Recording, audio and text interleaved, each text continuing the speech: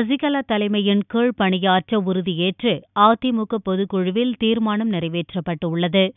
அதிமுக பொதுச் செயலாளராகவும் தமிழக முதல்வராகவும் இருந்த ஜெயலலிதா கடந்த 5ஆம் தேதி காலமானார்.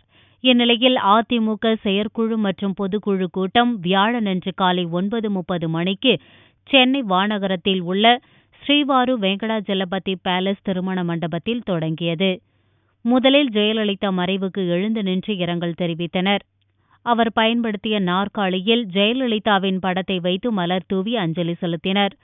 செயற்குழு கூட்டத்தில் ஜெயலலிதா மறைவுக்கு இரங்கல் தெரிவித்து தீர்மானம் நிறைவேற்றப்பட்டது. தீர்மானத்தை கண்ணீர் மல்க வாசித்தார் முதல்வர் ஓ. பன்னீர்செல்வம். அப்போது அதிமுக பொதுக்குழு உறுப்பினர்களும் கண்ணீர் சிந்தினர். பொதுக்குழுவில் மொத்தம் 14 தீர்மானங்கள் நிறைவேற்றப்பட்டன.